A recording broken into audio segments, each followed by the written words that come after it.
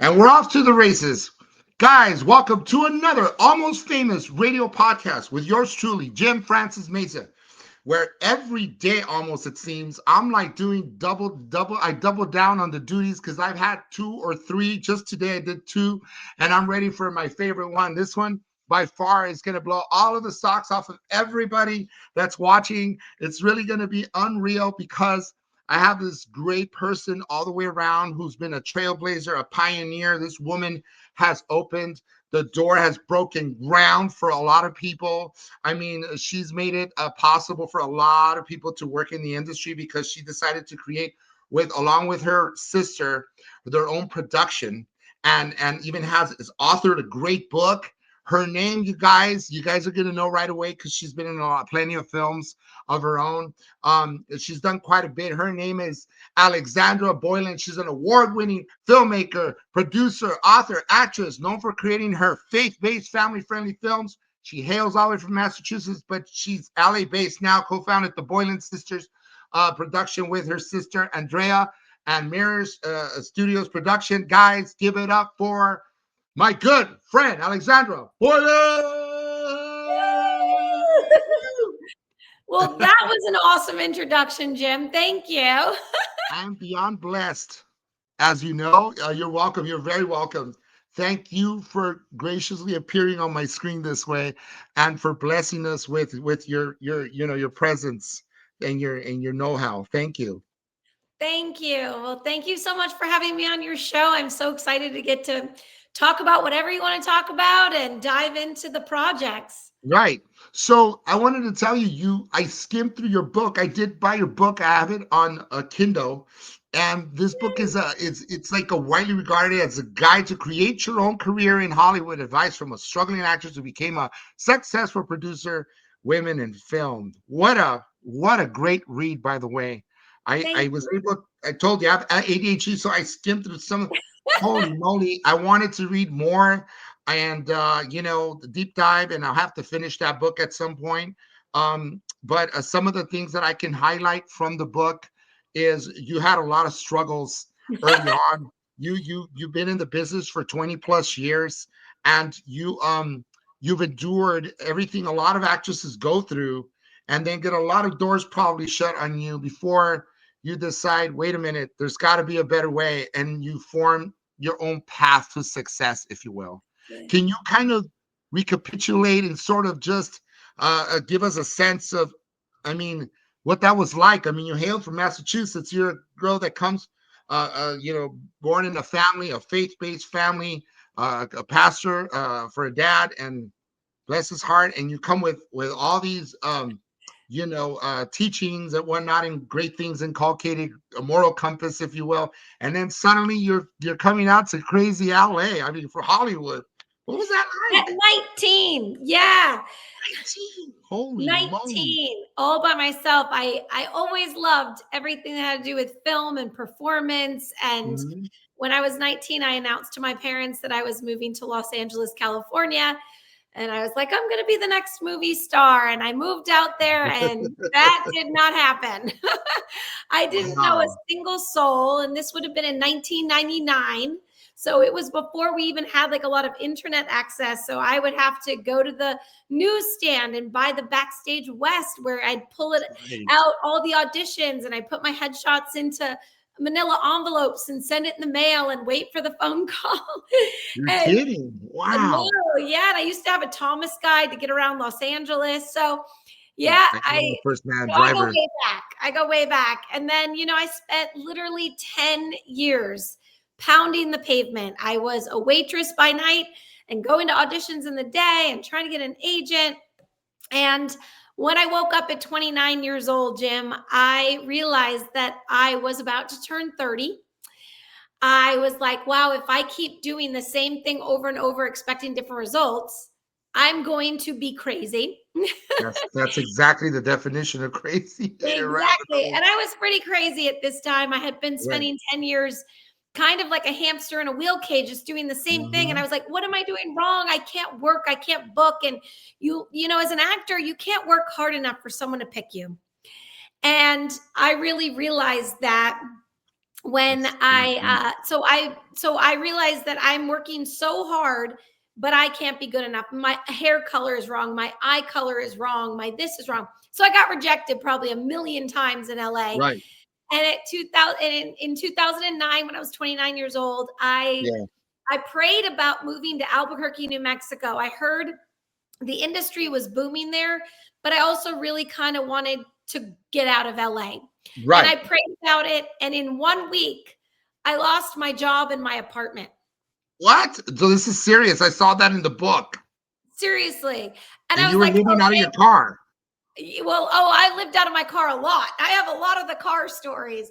But yeah, so that's later that I lived out of my car. But I literally felt like God said, get out of LA. Like, what more do I need to do? I want you to move. So I packed up my Toyota Right. Corolla and I moved out to Albuquerque, New Mexico. And I literally resurrendered my life to the Lord. And I was like, okay, God, whatever I'm doing for my life Amen. isn't working.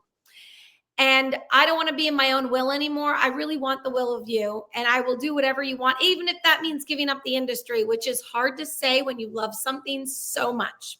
I know. And when I got to Albuquerque, I actually started standing in. I got Megan Fox's stand in on a movie. I worked for Kat Dennings as a stand in on Thor. And I I drove started her. working. I drove her. I drove Kat Dennings. Isn't That's she? the story later. She's delightful. What a lovely, lovely human being. I love standing in for her. She was one of the nicest actors on that film set. And Yeah. yeah, so I met all these other independent filmmakers, and I realized, like, wait a minute, why am I waiting for someone to pick me? Why don't I pick myself? And I'll start creating my own movies, and I'll give myself the leading role. Yes. Good And job. me and two other guys, John Katie Graham and Rick Galley, had a camera and a boom, and we started running around making shorts and web series. And we were like, well, isn't a short just a feature, a bunch of features put together? Let's make a feature. So Oh, man. we literally, like, we were crazy. We were just a bunch of kids. We were 30, a bunch of kids being like fearless. So we went out to the New Mexico desert, wrote a script around a location we had in Albuquerque about a girl who returns home to her childhood abandoned house. And there's squatters living in it and they don't want to leave. It's called Home Sweet Home. It's on Tubi. I star That's in it. right. Yes. It's a thriller. And I knew from my acting background that thrillers sell without star names. They sell when they're more indie. So I made my first feature, taught myself and all of our team, taught ourselves how to take a movie from conception to completion. And I ended up taking that movie and moving back to Los Angeles. And I was able to get a sales agent and we sold it to a major distribution company. I know. It was so awesome. I was like, so after 10 years of failing as an actor, when I put myself behind the camera and I could actually work hard and accomplish something, I was like, this feels so much better than waiting for someone to choose you, as Right. when you can create your own project and then I could control getting it out there. And then Yeah. the the craziest story is that I sat down with my sales agent and I had written another horror thriller and I said, should we like package this with Home Sweet Home? And he said, no. Don't make another thriller. The market will be oversaturated next year. I want you to would you be willing to make a faith-based family movie? Yeah. So I felt like God struck the table and he was like, And I'm calling you into the faith space. so And I was like, income's catching faith. And you make that in a exactly. small town, right? I Okay. did. That's the suitcase story. So the budget was so little that I could either keep my apartment or make the movie. And I chose to Oh, make the movie. I gave up my apartment. I oh put my everything I God. owned in storage and I lived out of one suitcase for a full year to make Catching Faith a reality. Oh my God. Oh my God. I'm trying to like vicariously, sort of absorb everything you're saying, wrapping my head around it. I don't know how you did it. You really placed like talk about living by faith, you cast your faith in God and you faded it out. I mean, literally that's as luck would have it. You guys made one and it ran for 2 years on Netflix. And there's Yes. part two. You followed it up, right? We did. It did. And that's the female part of it. So, when I looked at the landscape of faith-based films back in 2011, 2012, I didn't see women being in the starring role. And I went to my executive producer and I said, I'll make a football family movie, which was the requirement for the budget, but I want it to star a woman. And he said, oh no, there's no numbers in the marketplace to back up a female-led faith-based film. And I said, that's because nobody's doing it. But if you would trust me and give me the chance, there are millions of women who'd like to see themselves starring in a movie, seeing their journey, their story on screen. And he let us do it, trusted us. And that movie went on to become the top 5 consistent selling movie for the distribution company. It's been seen all over the world. We went to Cuba on a movie tour because the books from the movie blessed so many people. They invited us to come to Cuba and show the movie. And we get messages from all over the world of women's lives being changed because of that movie. So, Wow. The power of God. That's right. The power of God. All the glory to God. Yeah. Amen. It moves mountains. It sure does, right? He did. He moved mountains for that tiny little budget movie, let me tell you. Wow. Okay, so I'm gonna go on to the other questions, but I do want to ask you because, like, what was it like living out of your suitcase? Quite literally, what was it like? Please tell me. I'm. It I was mean, it was stressful. Um, but it and also where were makes you living? What part of town Well, again I was this? moved around the country. Okay, So when I okay, left, so this is when Andrea joined my team, my sister. your So sister. I called my sister and asked her if she wanted to collaborate on a Hmm. faith-based film with me. My sister is actually a clinical licensed social worker by trade. That is her job. She has a full-time Beautiful. private practice, but it's amazing. She brings so much understanding of families and kids to our movies. And she writes all of our companion materials. So she does all the Bible studies, the youth group curriculums. All of our movies come with family conversation starters, high school curriculums, journals, and now we're writing novels that go with all the movies. So Andrea and I are busy. Yeah, I left LA and I moved and I drove to New Mexico. Wisconsin. Okay, And Wisconsin. then I lived with my sister while we wrote the script, along with John Katie Graham, our other writer and director. And then I ended up traveling down to New Mexico and stayed with some friends in New Mexico. Then I went back to Los Angeles where I rented an apartment, like an Airbnb of a friend's, while we were doing some pre-production casting out in LA and meeting with people. And then I drove back to New Mexico and then back to Wisconsin to actually shoot the movie and then back. And it was like a full year from the day I left to the day I returned back to LA when the movie was completed.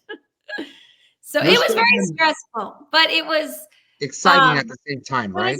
exciting. Yes, it was a leap of faith though, because Mhm. I was driving in the New Mexico desert one night and I was really afraid. I was like, God, I gave up my apartment. Like, what if we don't make this movie? What if this doesn't work? What if something falls apart? Yes, And I yes, just had like the peace of God came yeah. into my car. And I felt like God said, you're doing everything I want you to do right now. You are being a good and faithful servant. And that really gave me the courage to keep going and then to see what God has done with that little act of faith and that little movie. God has used it all over the world to bless people. So I was like, okay, God, I wasn't wrong that you told me to go do this movie and give it all up. Wow. Yeah, your excitement is super palpable. I feel happy just listening to your story. I mean, for real, it's like it's wild that, people would, you put yourself in God's hands and then God carried you through. And such is the case. We're seeing this very verifiable in your case and your sisters as well, having full faith in what you did and growing, right? It's a lot of introspection. It's a growing kind of a thing where it's like kind of formative. It turns you. It's like evolving, an ever evolving process. You evolve as a person of faith, as a Christian. You evolve in your faith in God because that's kind of like the biggest. I gotta say that's the highlight. I mean, like this is it. You're putting everything on the line. Well, and why else are we here? Why else Right. am I here? God Yeah. called me for something Yeah. and it's my purpose, my That's your meaning in purpose. life. It's my purpose. And Mhm. God called me and I said yes. I said Mhm. yes. And I encourage anybody who feels that God calls you to do something that's big, that feels impossible. It might Yeah. be impossible, but nothing is impossible for God. For God, all So things if are He calls possible. us Yeah. to do it, we have to So, go. We have to be His hands and feet.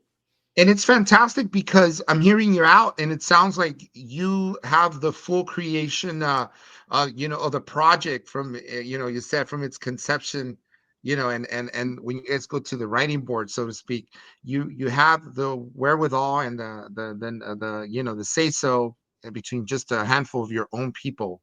So Yeah. it's not like you're kind of you have to be like where other folks have to be part of it, and then certain adjustments have to be made that probably go against your personal faith, or this is not what I wanted. The creative differences come into play.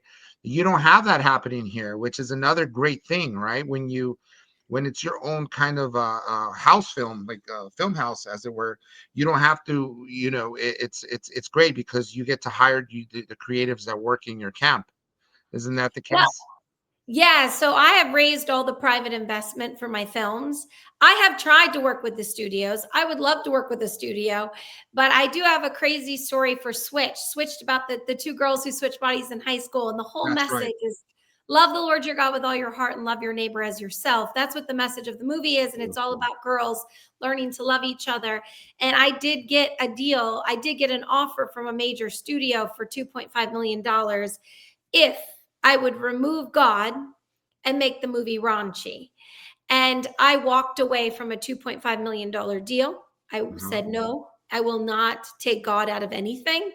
And I was able to raise the private investment. So a lot of it is also sacrificing those studio deals because I will not compromise for what they want. And then God always provides the right person who says, yes, I love your story and I trust you as filmmakers. And because that's a huge, I mean, it's taken us years and years and years to build a um, a reputation that we're trustworthy people with people's money, because people give us their money and we have to go take that money and make a movie and provide a product. And we Yeah. have done it now. I've done it 8 times, 8 features I've made. So yeah. Bless you.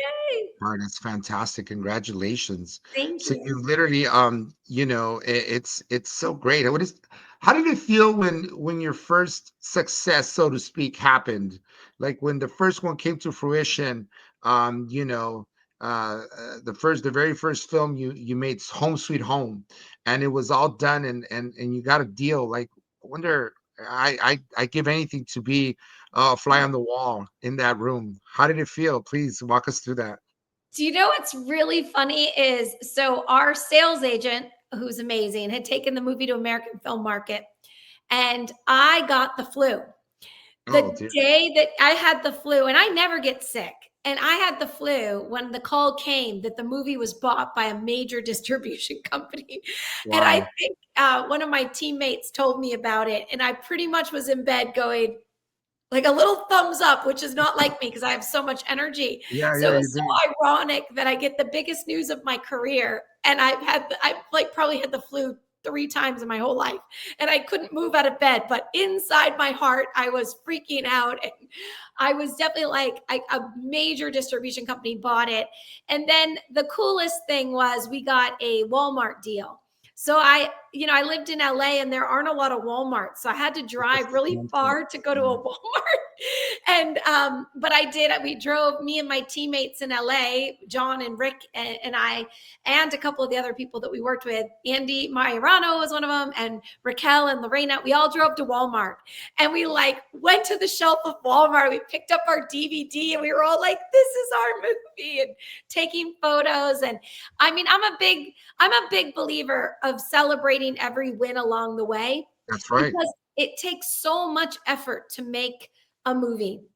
And so we would, even when we were making Home Sweet Home, like if we finish the edit, we go celebrate. Or if we finish this, I think it's important to celebrate every win. So Right. we are very good at celebrating every time something, we get another step in the filmmaking process. So It's like a little obviously, stepping stones. Little every stepping step is stones, right? It's win. a milestone. It is, and I think you can't wait until it's done, because it's such an art, a very challenging process, that also a lot of people give up halfway through a movie, or in post-production when it feels impossible, they can give up. So we make it a celebration every time, so that we feel like we can celebrate and not wait till the finish line, because there really isn't a finish line, right? I mean, there nowadays new platforms are popping up, new things are happening. So even, but we did go to Walmart, and we did have a conniption fit, and we did take photos, and we were like, oh my gosh, we've made it. We're on the shelves of Walmart. And then we got a Netflix deal for that movie too. So it was Oh, pretty you amazing. did? I didn't know that. We I did. didn't We know. got, Yeah, yeah, the that's back the when room. Netflix had DVDs. That's right. The red, kind of like a red box of sorts. Yeah, I Yeah, yeah. remember We that. were, we had, you could get Home Sweet Home. And then I don't even think it was a platform yet. I think it started as Yeah, DVDs. Yeah. yeah, it did. It did start the DVDs. You're right. The Yeah. Netflix DVDs. I still remember having like a large N for Yes. Netflix Yes. on the cover. That is so amazing. Guys, we're talking to Alexandra Boylan. She is phenomenal. I mean, her story is one of a kind. Trust me, I've never heard this story before, and I've heard other stories, triumphant stories of victorious in many ways, but this one touches my heart in a special way. I mean, you're spreading the gospel in many ways through by virtue of your films. So Yeah. God bless you for that. You're able to spread a positivity as well, Yes. and you're a beacon of light in dark times. So thank you and your sister Andrea for that. I'm really Thank really you. happy about that. In what ways was, like, obviously, has your identity as women, as Christian creators, been an advantage, and in what ways has it been posed some kind of obstacles for you guys? Yeah, it's definitely posed some obstacles. The faith space tends to be a little more male dominated. Mhm. So I think, as women, we have really tried to not only trailblaze for creating women content, but creating women creators. So our movies are opening doors for other women who want to create in this space. So And thank you. Yeah, we hired Sherry Rigby, who is an mhm. actress who's been in a lot of Sure. movies. We Yeah. gave her her first directing job on Identity Crisis. Wow. This is Yep. fantastic. Yeah, and I crew up at least 51% women behind the camera. And of course, all of our movies star women. So for me, it's like, if they see it, they can be it. And I love it when I get asked to come and speak at a conference. I just got asked to speak in Nashville at an actors conference, and 90% of the audience is girls who want to be actresses. And I'm so thankful they brought me to speak and say, I'm That's right. doing it, you can do it too, because a lot of it is a little bit more, especially in the faith space, it's very male dominated, and that's okay. It's just trying to get the women to get more jobs, to get more opportunity. And when I first started, I had a lot of pushback to female-led content or teen girl content, which we still get a little pushback to teen girl YA content. And we need to speak to the next generation. That is our job. Absolutely. And 100%. and Hollywood and mainstream has no problem speaking to our youth. And we as Christians need to be creating content that is just as high quality as the other stuff is, and that speaks life-giving truths into our audience. And that's what Mhm. we are. That is our mission, and our passion is to tell young girls that their identity lies in Christ, that they're fearfully and wonderfully made, that God loves them. And so all of those things encompass what I have been trying to do. And so for me, I also love giving actresses roles that they don't have to do anything inappropriate. Like when the girls get the script and they come to set, they're like, "Thank you. I can't wait to be in this movie." Zero And nudity. yeah, they don't have to Right. take their clothes off. They don't have to do anything inappropriate. And so that to me is really important as a young actress who started off in that industry, getting scripts where I was like, ooh, I don't really want to do this, but Cringy, I'll right? do it because I'm supposed to be an actor. Yeah. So that's a part of the journey that I love, is shepherding young actresses and young filmmakers, and literally hearing other women say, oh, because of Switched, someone took a meeting with me for my movie, or because of Catching Faith. So we really are trying to open up the doors for other women creators in the faith space. Tremendous. Let me ask you something. Let's scale back to the beginning when you were out here in LA and you were, struggling as an actress, like a lot of actors. Okay, your first, let's talk about, because I know your first audition, like the very first one, it's on your book. It's like the first one. I want you to talk about that because I was nuts when I was reading that. I was like, oh my God. Tell us about that first time you walked in for an audition. Yeah, well, that was the first week I was in LA. I had Mhm, moved to LA. I was there. I had gotten the backstage West thing. Maybe it was the second week because mhm. anyway, I went in and I had the Thomas guide. I was coming from the Valley up in Sherman Oaks I live in the down to valley. yeah, the Valley, down to Hollywood, trying to figure out where I was going and parking my car. The audition was actually at a house, so I was like, okay, I hope this is normal that you audition at people's houses, but it was an indie movie. So I went in and I sat down with the director, and it was really funny because he goes, this is a music video, so you don't really need to act for it, but I want to know if you can be a bitch. That's And right. yeah, and I said, oh no, he said, are you a Yeah. bitch? Are you a BTA? Yeah, that's right. And I Are you? said, and I was so young. I was like 19. I was so, you tell the truth. It's before you start conforming That's to right. try to succeed. You were actually told it like you were because you were super truthful. Are you talking about a I didn't know that Christian family? I should say anything but the truth. So I Right. said, no, I'm not at all, but I can act that way.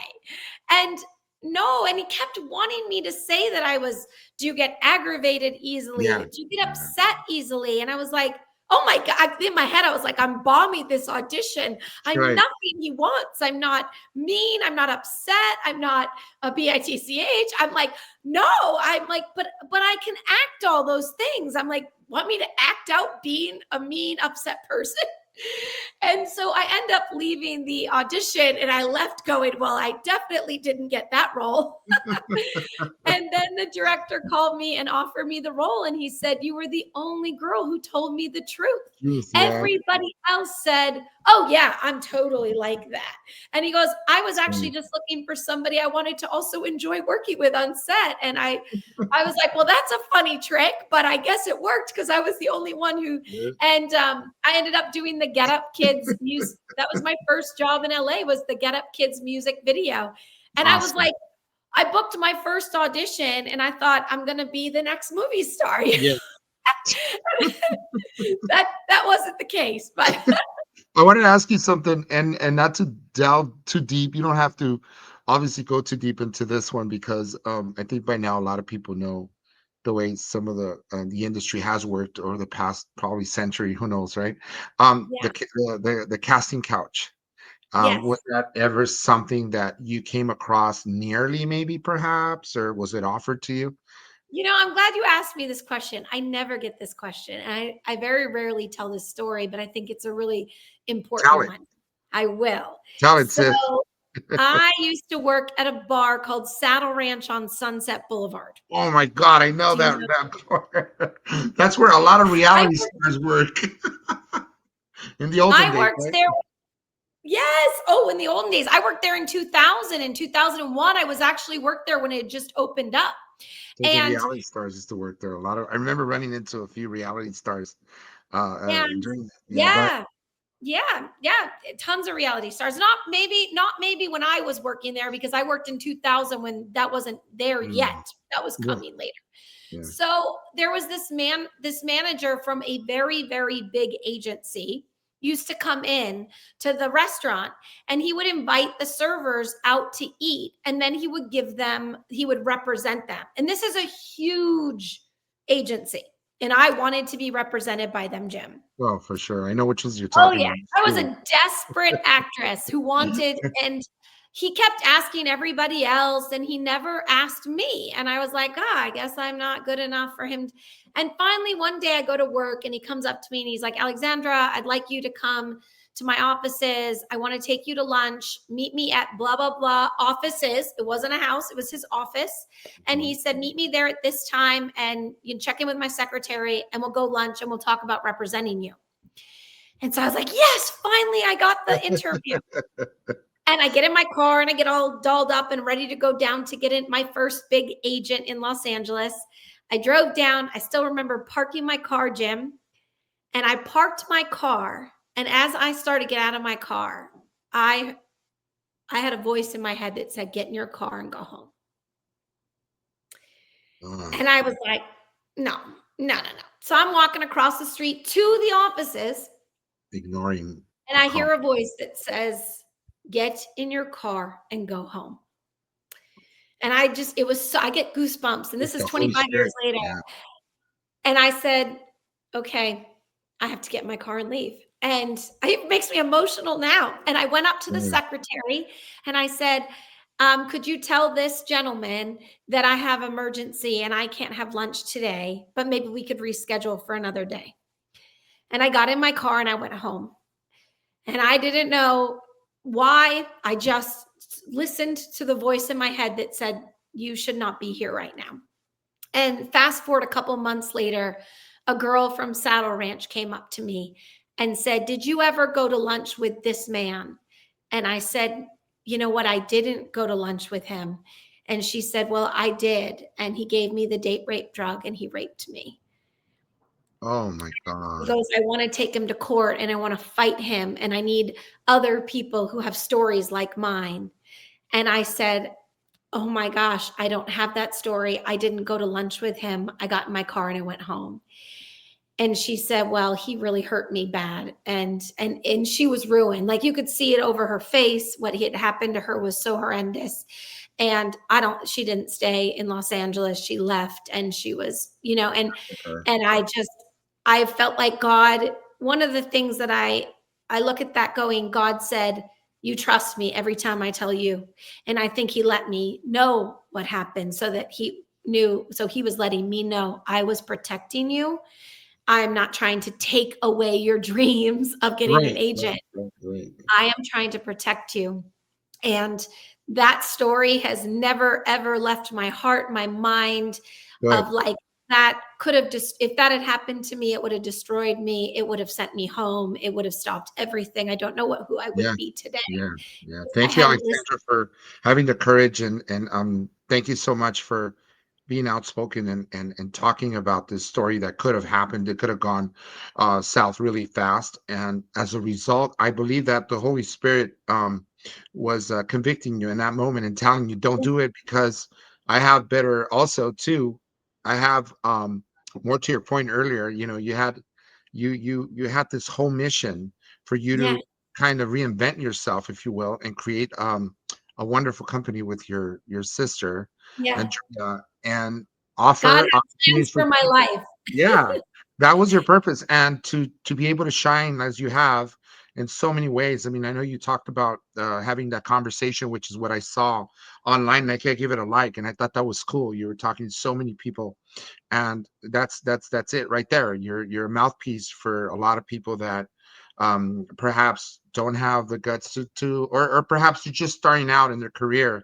And I think that that's great, especially a lot of ladies, that you can give an Yeah, opportunity, a truthful opportunity, and not one that's obviously falls on the wings of corruption, perverted heart, and all the crazy wiles of the devil that the Hollywood industry and Tinseltown has in store for all of us, not just females, right?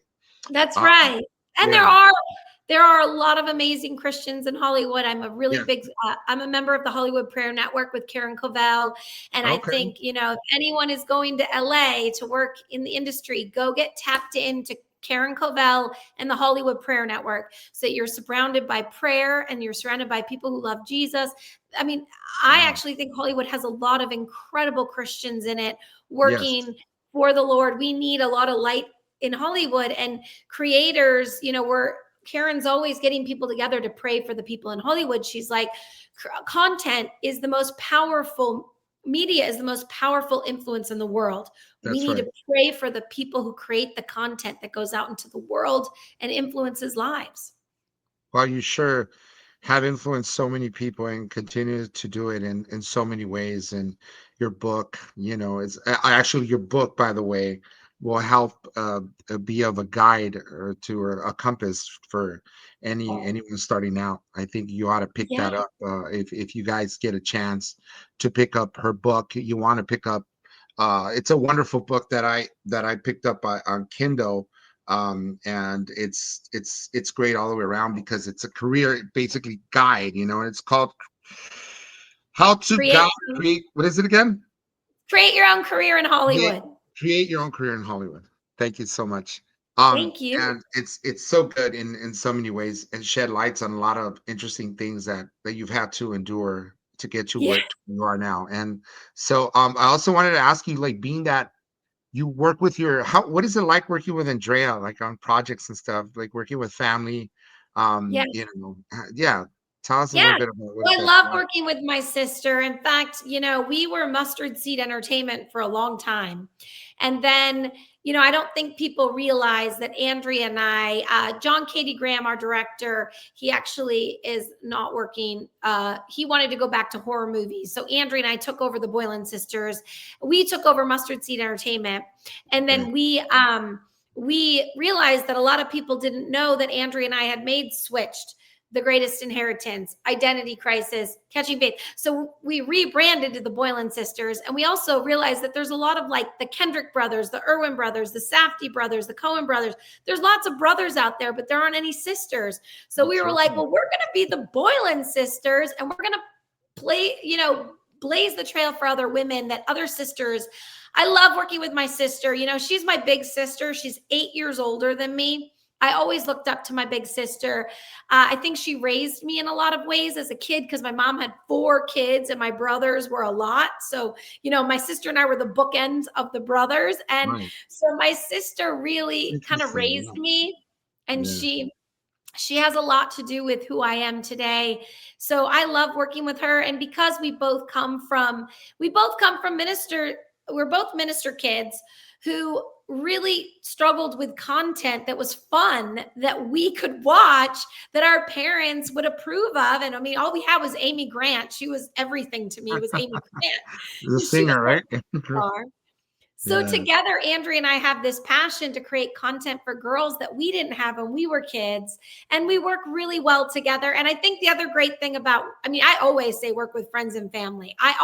Everyone I work with are my dear, dear friends. Like, that's why, when they say nepotism, well, of course, because everybody wants to work with people they enjoy being around, and it's a Yes. longevity of a career. So I'm going to hire my friends. I'm going to give my friends jobs because I want to hang out with them for a couple of years while we're making the movie. And so, yeah, but my sister is just and she just brings so much depth to our work as a clinical licensed social worker. That's right. And Yeah.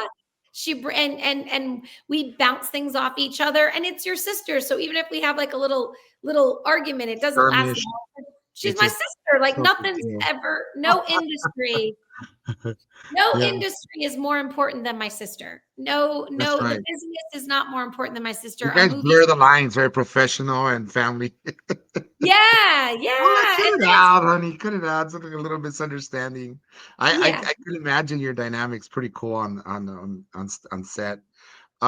What's next for you? Let's talk about what's coming down the pike for people to be aware and stuff, and because you're always Yes. constantly working.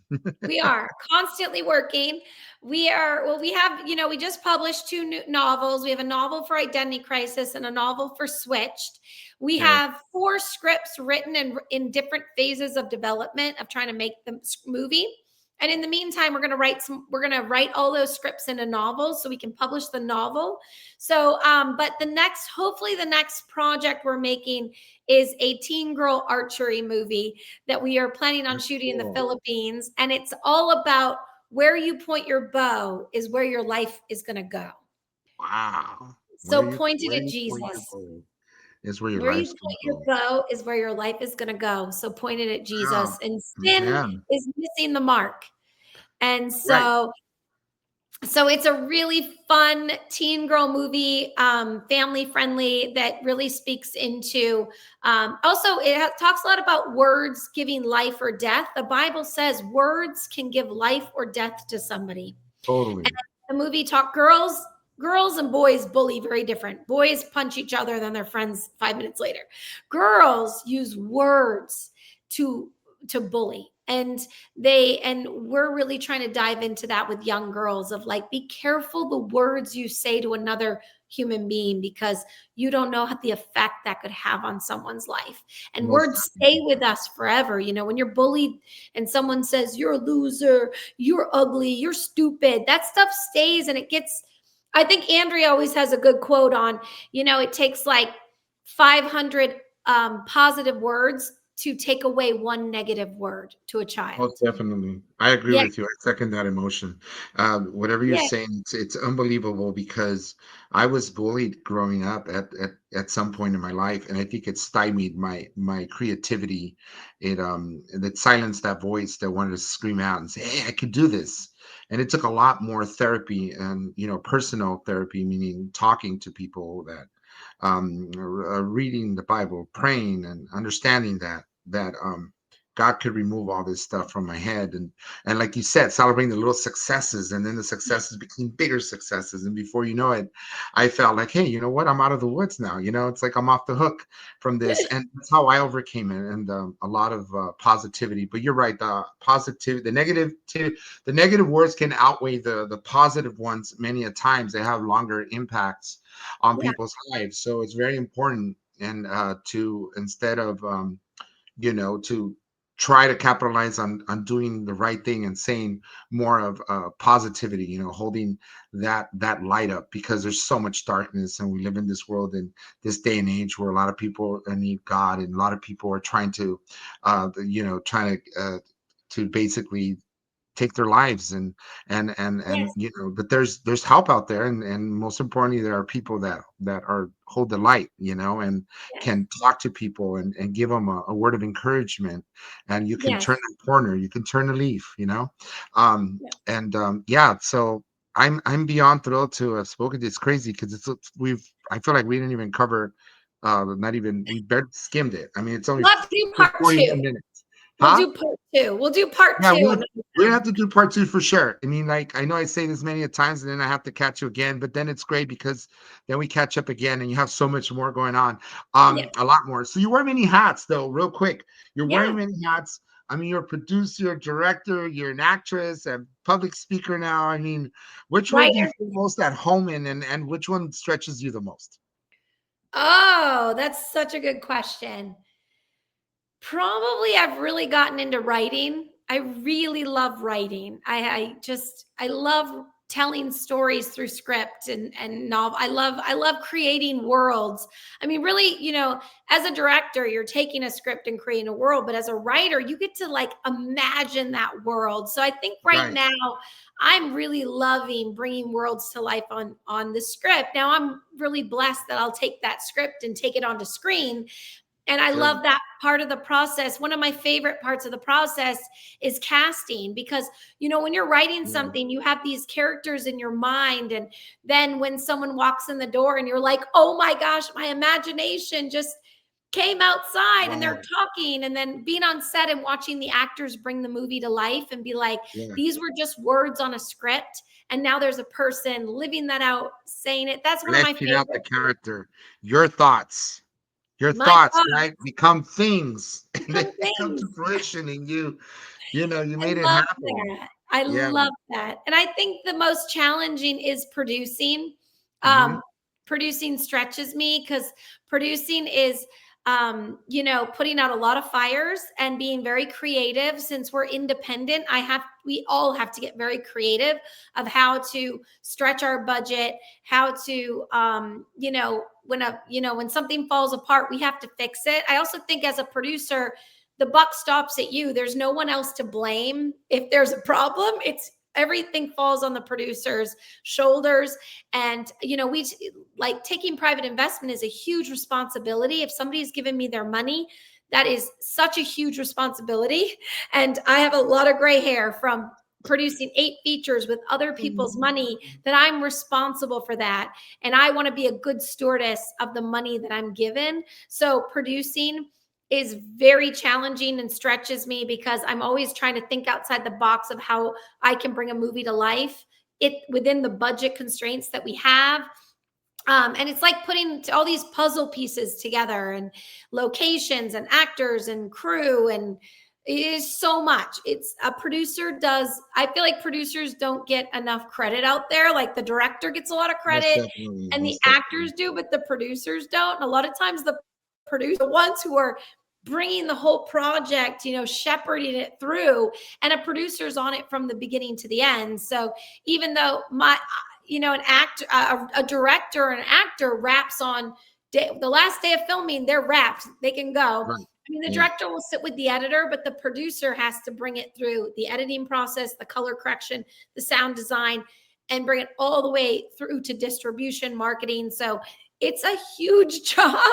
And I even when it's so daunting, it's like, whoa, it's a lot. So that's what stretches me. I love producing though, because I love people. So I love being on set, and I have worked as a stand-in, as a PA. I have been at the bottom of the barrel on a film set. And so I know what it feels like when people treat you like you're not important. And so when I get to be the producer, I get to shepherd the set and be like, every single person's important. If you brought us coffee, you are a gem. You are awesome. Services. Woo! That's So right. what And I'm interested in what do you feature crew and cast and crew on that what? topic? On that topic, what do you feed your cast and crew? Nothing but the best. Nothing but the filet best. mignon, yeah, The best. steak and yeah, We put a lot of the budget into food. Food is one of the most important things on a film set. We the want fuel. everyone fed well. So whenever we've shot our movies in different towns, we've shot in Louisville, Kentucky, in Columbus, Georgia, in Massachusetts, in Wisconsin, in Arizona, and always go and find the best craft services, the best caterer, because we want our crew to be happy and fed well. And people, I always say, even if you have a small budget, you never skimp on the food. So our food is always as best as we can make it. Take note. Mhm. Um, Alexandra Boylan, I am once again blown away by this conversation you and I are having. All right, I was going to ask you in terms of, I mean, like going against the grain. You shot in places that most Hollywood studios, like people just don't really do it. What gave you that?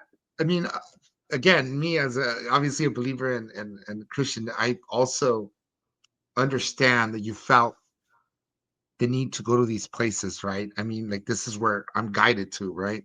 So to Yes. speak. But is that something that you constantly do? Do you get guided by the light? Do you pray the night before and then you figure, okay, this is where we need to shoot our next film?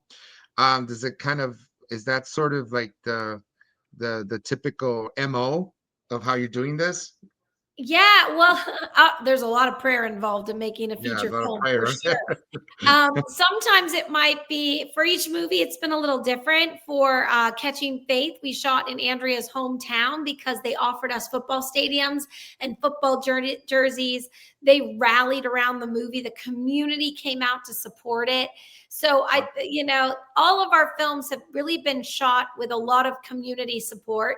So we usually Yeah, will go somewhere, churches, people who believe in what we're doing. When we shot Switched in Catching Faith 2 in the same city in Louisville, Kentucky. very And cool. the high school that we shot, actually all the football stuff in Catching Faith 2 is the same high school that's all the interiors and exteriors of Switched. Oh my God, that's so beautiful. They were amazing, and they were not a Christian school, but the principal was like, all we do all day is combat negative entertainment. I want to Yes. support a movie that is a beautiful film that kids can watch and so he gave us his school for 2 movies. So it really is about where can we get locations. Grand Canyon University, that's part 2. That's an amazing story of how we got Grand Canyon University Yeah. to give us their entire university to shoot Identity Crisis on that whole movie Are you was shot serious? Identity Crisis was shot in partnership with Grand Canyon University in Phoenix, Arizona. They gave us their entire run of the campus to shoot the movie. They gave us all the students were volunteers from the school. All the extras are kids from the school. So we really find That's partners, beautiful. yeah, Yeah. that believe in what we're doing. So our budgets might be small, but the production value is huge because of all the support we get. And you're not to mention you're turning a lot of like people into stars, as it were. Yes. This part of this film, and it feels good to just have a little snippet, if you will, a little chunk, a little sliver, and say I was part of this magical moment, in Yeah. history. It'll live on forever. And so we're out of time at 50 Okay. minutes in, but I wanted to thank you for this moment. Thank you for gracing us with such beautiful dedication and commitment, and you're just having, it's almost like fellowship we're having here, and I haven't had this in a long time. So I just wanted to thank you for that, for this moment. We barely skimmed through it. I mean, honestly, there's so much more we got to talk about next time, but leave us with your one final thought and advice for the next generation of females coming behind you. My final thought is, may the Lord bless you and Thank keep you. you. May the Lord be Likewise. gracious to you and shine his face upon you, and may Yeah, he give you his peace. I take And that. I love that. My advice is to get out there and do it. Get a camera and a boom and start creating your own projects. If they won't let you sit at the table, you build your own table. Wow. Do not wait for someone to give you permission. And if God is calling you into something, you must go and you will see God show up for you. I have done so many things that I was like, this is crazy. And God showed up and he filled in all the blanks that we couldn't fill in. So you need to just start it, just go. And I encourage women to get behind the camera. We need more female storytellers. We need Yes, we more do. perspectives from women, and Yes. and we need to make better content for the next generation. So but find a tribe, find like-minded people that want to do different things than you on set, and also be a finisher and surround yourself with finishers. Everyone can start something, not everyone can finish something. Finish. And that's my show, guys. With that, Almost Famous Radio Podcast with Jim Francis Mesa, the one and only Alexandra Boylan. May the Lord Thank bless you as well. Till next time, until we meet again. Thank you, you. guys. That's my show.